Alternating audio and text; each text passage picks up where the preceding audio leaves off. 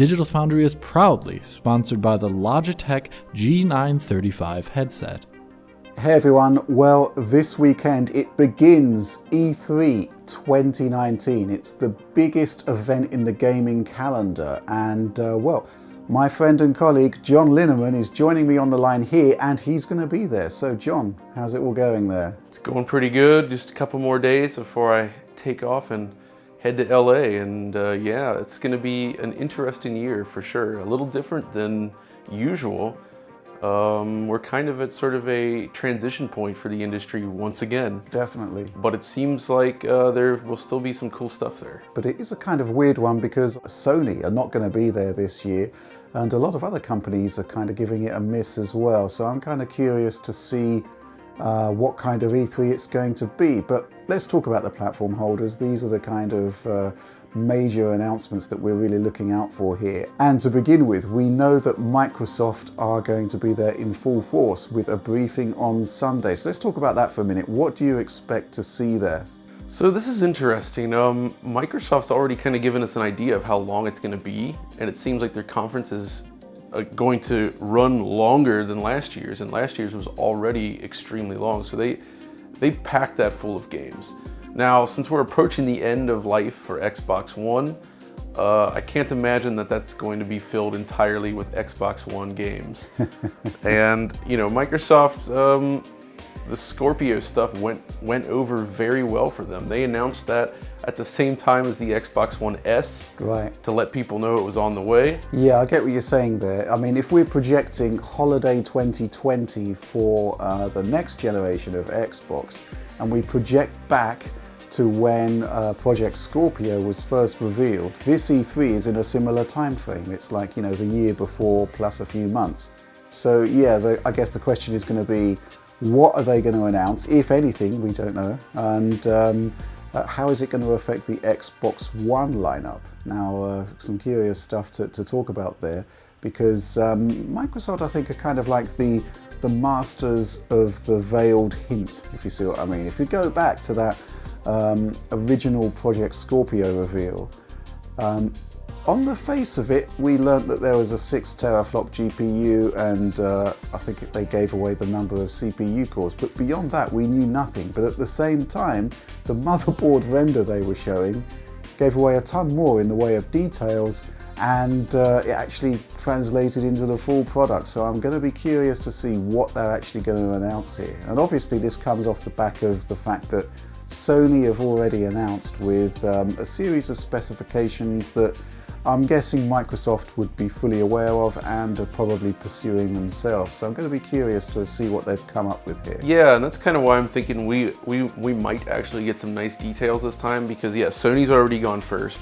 but more importantly, Microsoft tested the waters with the early announcement with the Scorpio project, and that went really well for them.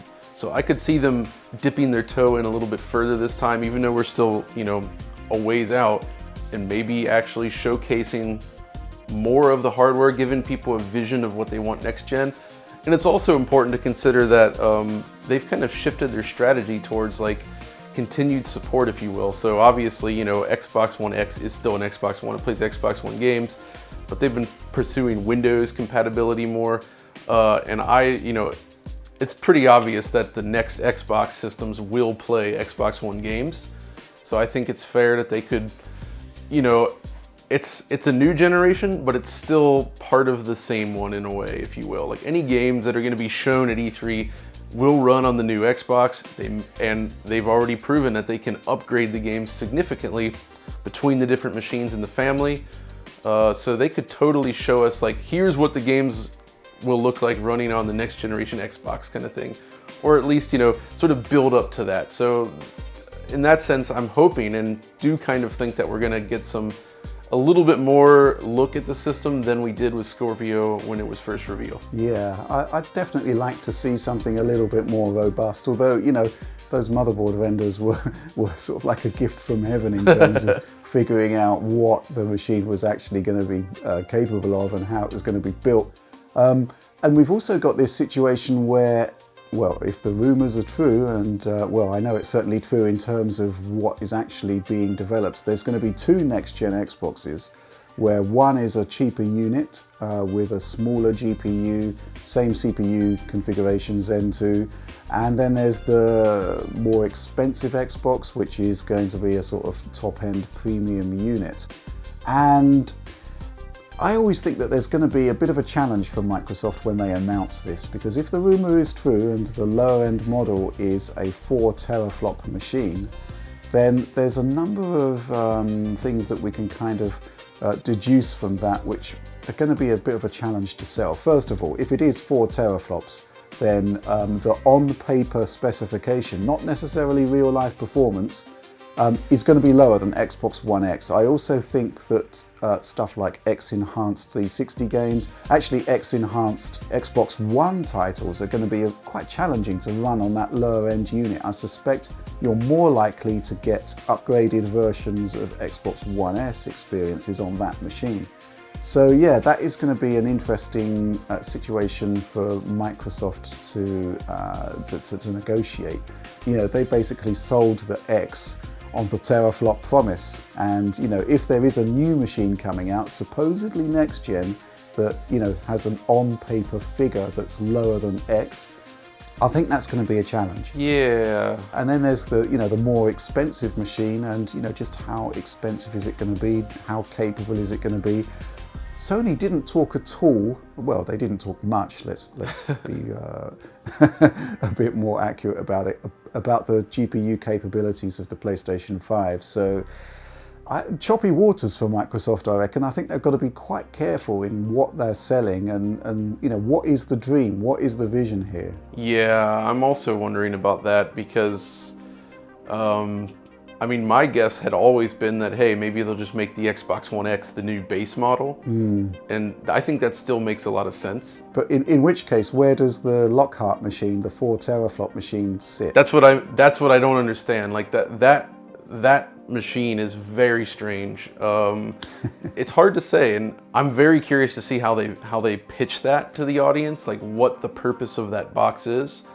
Because it doesn't seem like a system that could qualify as next gen, if you will. Yeah. Because it, again, on paper, it seems like it would be less powerful than Xbox One X, which is a bit strange. Although I have to wonder also about things like the storage. Like Sony's been talking a lot about the SSD stuff.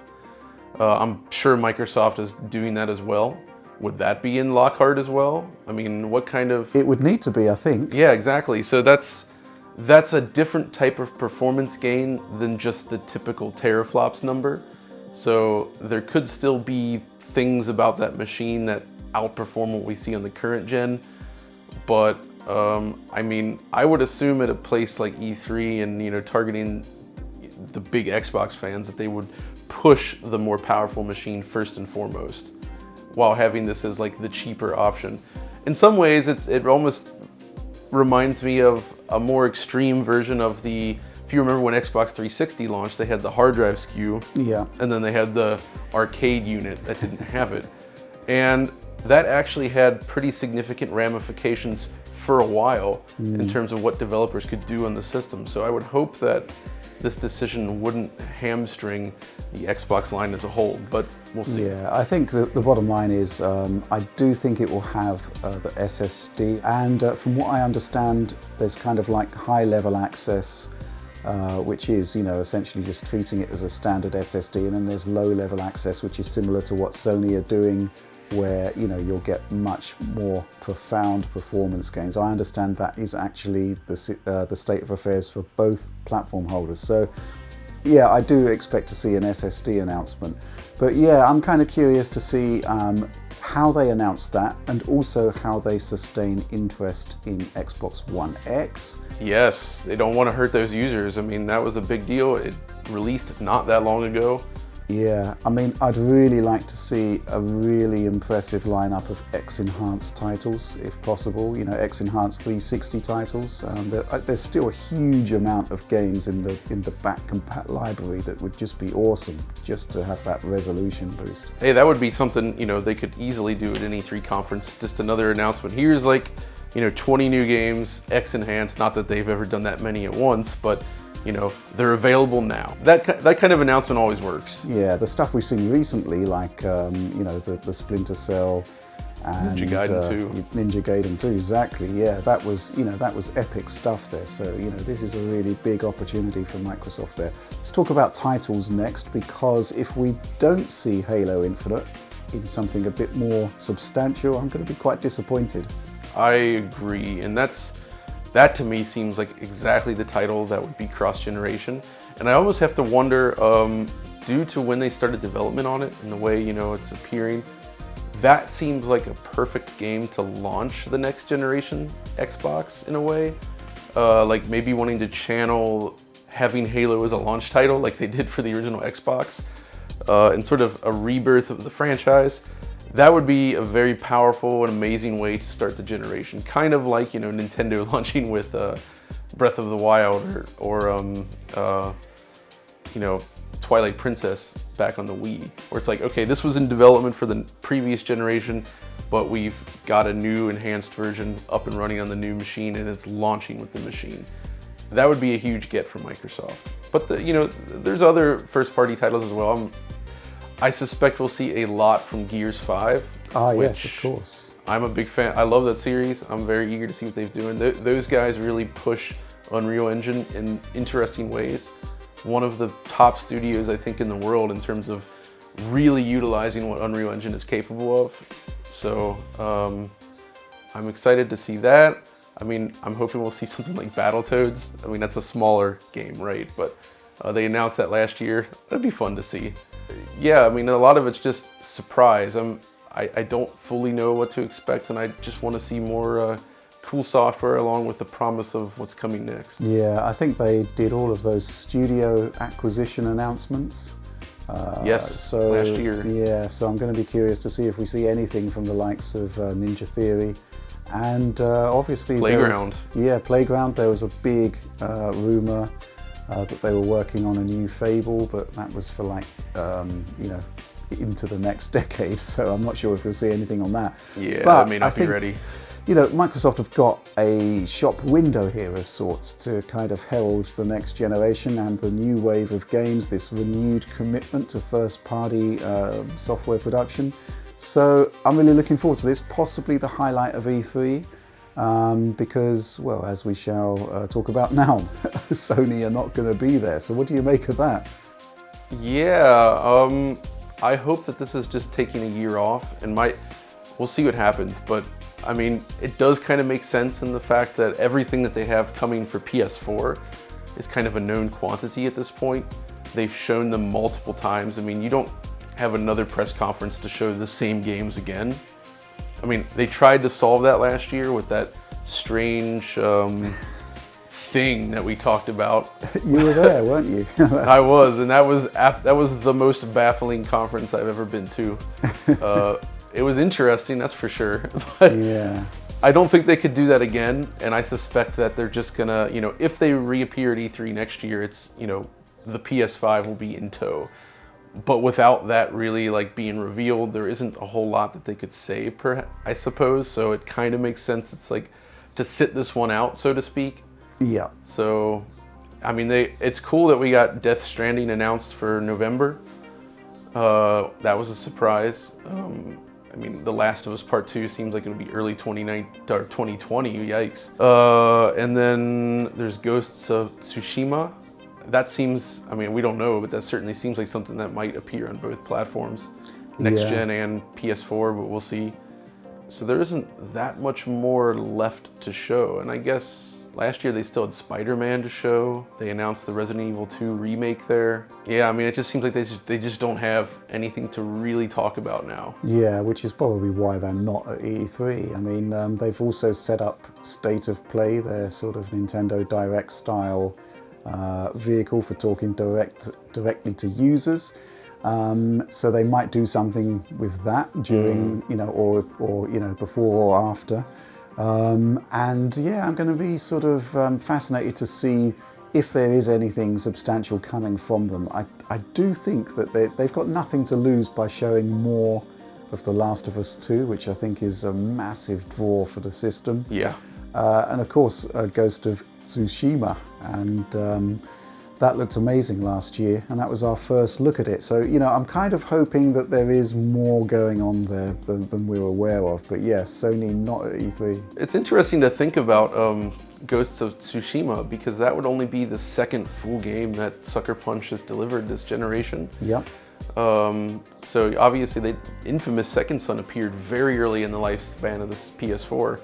And then there was sort of the pseudo DLC style follow-up with Last Light. They've been heads down the entire generation working on this game, so it seems like a pretty ambitious project. Yeah, definitely. This is seemingly the most amount of time that the studio's had to really nail down a project for you know, a new project like this. So yeah, hopefully there'll be some new material of some description, whether it's, you know, before E3, after E3, during E3. I'm kind of thinking that the sort of disadvantage in marketing during this insane period is just that there's so much competing for your attention. So, you know, when you've got a vehicle like Nintendo Direct or State of Play in Sony's situation, they can, you know, they're kind of liberated from the hubbub, so to speak. But let's move on. Nintendo. Now, this is highly anticipated because we understand, well, the rumors have been over the last few months that there's going to be a refresh of the Switch. Now, what do you make of that? Yeah, there's been some pretty good rumors suggesting that, and absolutely fits with Nintendo's typical product cycle, where they have like an enhanced version of a console, specifically on their handhelds. You know, we've seen that since the Game Boy line. They've always done a refresh of the hardware, and you know, in terms of how long the Switch has been out, it's exactly the right time, and even a little bit later than usual in terms of when they're announcing it. So again, we don't know for sure that they're going to announce anything, but it seems like a good time for that, as in the Switch is still popular, but it's kind of in a bit of a lull, I think.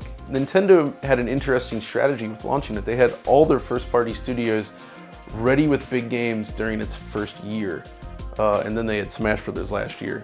But that means that after launching those games, their studios would have to go back and, you know, begin development anew. And obviously that takes a lot of time, so they couldn't be ready with more heavy hitters right away.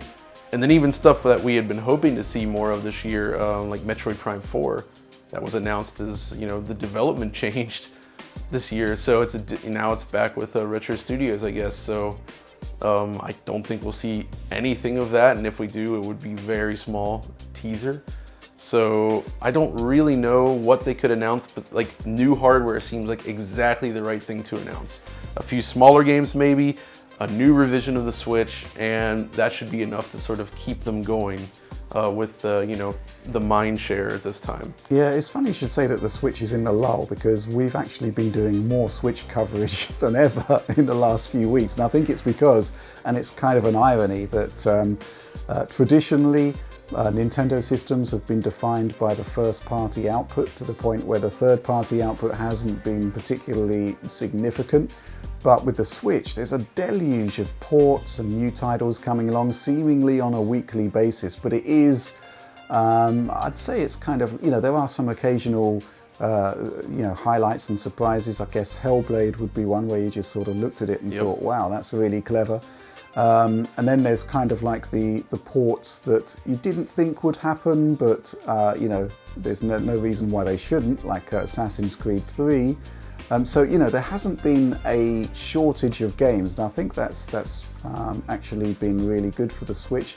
And it is ironic that, you know, this time around for this generation, third parties have really done a great job in giving the Switch a robust library of games, and new games consistently coming. Because, you know, if we look back to all of the prior Nintendo systems, first-party games took, you know, they were dominant, and secondly, third-party stuff was very thin on the ground. So yeah, it's amazing to see everything turn around like that. Yeah. In terms of the revision for the hardware, I do think it is time now for a 16nm version of the Switch processor. Whether they do something more beefed up is sort of up for debate, I guess.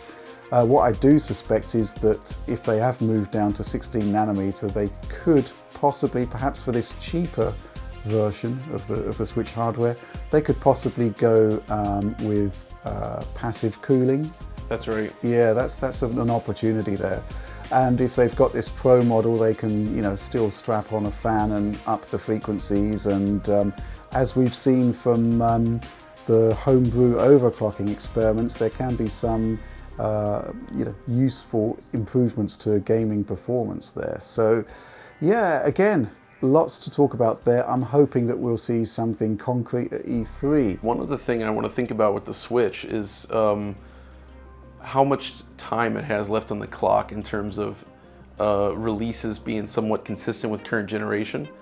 So we, you know, next gen is around the corner, so to speak. And although Switch has had plenty of compromised ports, they're still pretty good.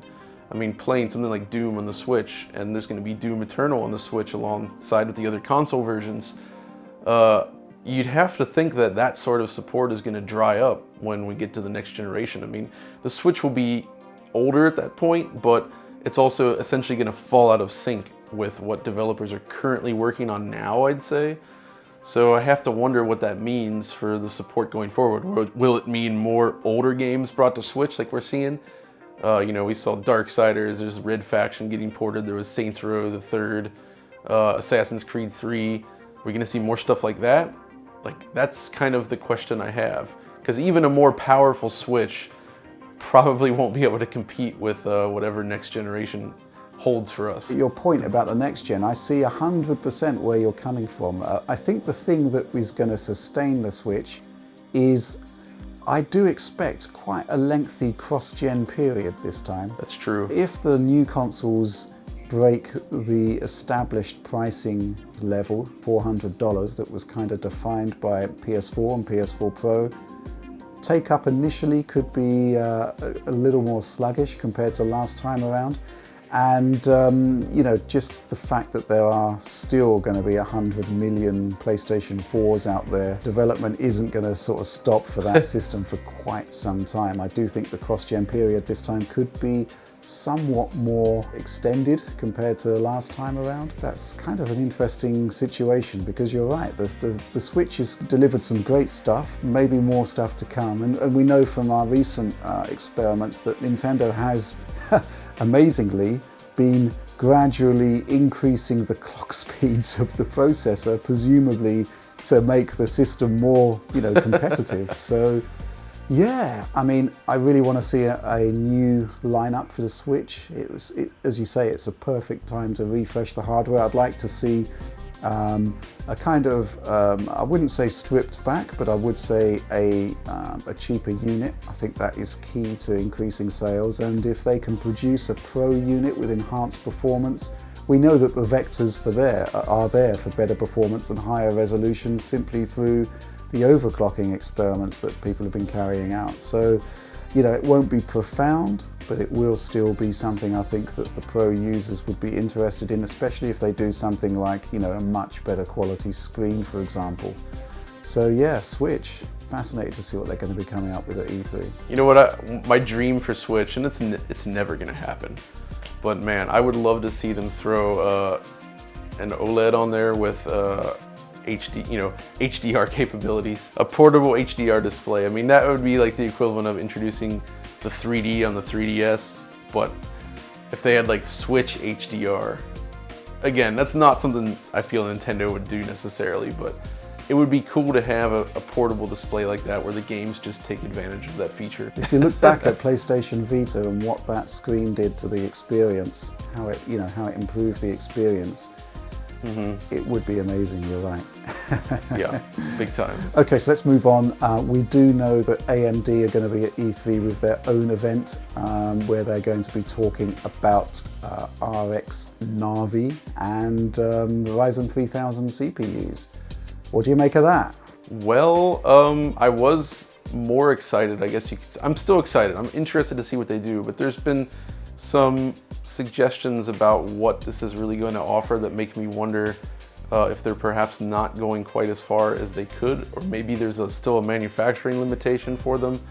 I think we've heard that it's still limited possibly on the number of compute units. How big of a jump do you think this will be from GCN? Yeah, well, they're talking about an extra 25% of performance IPC from the compute units. I suspect that is probably going to happen. It may explain in part the 4 teraflop next-gen Xbox. You know, if you're basically getting more performance from your teraflop, then you know, it suggests that there is something to it. But on the other hand, Vega had the new compute unit, which didn't really seem to actually produce that much of an improvement in IPC compared to prior GCN architectures. There is still this whole debate of the extent to which RDNA, the new architecture, is actually implemented in the current lineup we're seeing, and certainly in AMD's prior roadmaps, it hasn't been specified as a next generation part. So yeah, and then there's the whole thing about the benchmarks that they were showing for the GPU at Computex, where they rolled out Strange Brigade, which personally I wouldn't have done, because you know everybody knows that this is a game that strongly favors AMD hardware on AMD performance. Yeah, so you kind of think to yourself, you know, I would have gone for something that's traditionally been somewhat more neutral, or indeed favors NVIDIA. That would have made much more of a statement. That's where some of my concerns come from, actually, is, you know, when they tilt the benchmark in that direction, and then, you know, all the news we've heard about that, it does make it seem like perhaps they are working on a more next generation part, but that this is not it yet. Yeah, the thing is, perhaps though, not ready. It's always the next part whenever a new AMD. That's true. That's true. It's always that way, isn't it? But that's, well, you know, I guess that we're just going to have to wait and see. There's the AMD New Horizons event, which is going to be happening on Monday, I believe. So actually, I'm going to be at that one. So I'm really looking forward to seeing what they've got lined up there. I think a lot of it is going to come into focus at that event. Also, by extension, what we can kind of expect from the next generation consoles, which we expect to be built on that architecture. I think the big thing from my perspective is going to be what kind of frequencies they're ramping those GPUs up to, and also, you know, the special features. What kind of pixel pushing performance are we going to get from it? Oh, the other thing, of course, is we know the size of the new processor, the new GPU, but we don't know how many compute units it has. So once that is revealed, again, I think we're going to have a much more razor-sharp focus on what the PlayStation 5 and the next Xbox can possibly deliver in that kind of 7nm canvas, if you like. They're also going to be telling us more, hopefully, about Ryzen 3000, which a lot of people are hugely excited about at the moment. So what's your take on that? Yeah, so that's an interesting one. Ryzen was kind of a breakthrough product for AMD in a way. They've struggled with their CPU market for a while, I'd say. Yeah. But Ryzen was the first time in a while where they introduced a very competitive CPU that you could get a large number of cores for a reasonable price, and it was very useful for things like video applications, and you know, multi-threaded games as well did fairly well with it. But as we've seen in the past, AMD's performance was always kind of hamstrung by their single-threaded performance. And I'm curious to see, one, if they can address that in any significant fashion, and two, you know, we've had Alex using a lot of the Ryzen for his video applications as well, and while it does do some things well, it's limited in other areas. That's kind of created some bottlenecks. And I'm curious to see if they've been able to address this to make it a more compelling product for, you know, video professionals and gaming, of course, as well. Because it's an almost great CPU as is, but just doesn't quite, it's still, I would still go with Intel at the moment over AMD due to these limitations. The thing about CPUs, and I've said this many times in the past, is that in terms of gaming, it's really difficult to actually benchmark game performance. You know, the established methodology that I use is to use an overpowered GPU running at 1080p with everything ramped up. The idea being that the game simulation is running at its fullest extent, and you hopefully won't be GPU bound.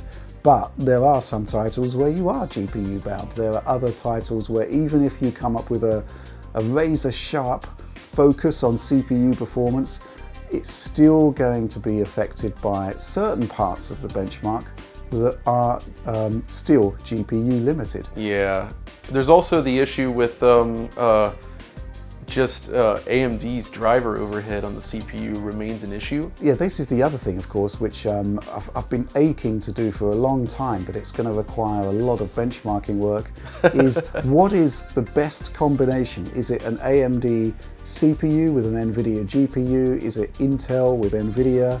Is it Intel with AMD? Is it AMD with AMD? Because yeah, you're right. That driver overhead on the GPU driver can have a profound impact on gaming performance there. And in actual fact, I'm going to bring up one of my favourite behind-the-scenes benchmarks here. Yes, of course, it's Crysis 3. This is a GTX 1060 RX 580 at 720p and 1080p, and you can kind of see that 1080p performance on both of those GPUs with an i7 7700K, pretty much the same. You know, that's you know, but when you go to 720p, the 1060 is a ton faster. It's not down to the GPU, it's down to the CPU overhead on the driver there. That's DX11, of course, but you know, of course, that's the other thing. You know, Vulkan DX12. Yes, all of that right. stuff. There's so many variables in figuring out, you know, what is going on with the relationship between the CPU and the GPU. Yeah, we're still in that transition phase. I think, you know, Vulkan and DX12 have been around for a while, but a lot of games developers haven't really made the full transition. Yeah. So it's still very mixed in terms of what's out there, and not all implementations have been great. So obviously for AMD's sake, I think that they would prefer more Vulkan and DX12 support. That's where the majority of their driver investment has actually gone. And I do think if we sort of warp back to 2013 and the arrival of the current generation of consoles, it was that hardware shift that actually brought about a permanent swap over A to 64-bit applications and B to DX11. And obviously DX12 has been kind of, I don't know, it hasn't had a massive take-up. It hasn't become the norm as we would have expected, but I do think new hardware will probably switch that about. Okay, so let's move on. Anything else at E3 you're looking forward to? I've got a lot of cool appointments set up that I'm interested to check out. I'll get a chance to get hands-on with the Mega Drive Mini right. at E3. Excellent. So I'm excited to check that out and just sort of get an idea of what M2's been up to on that. And you know, there's plenty of other games and software in the pipeline.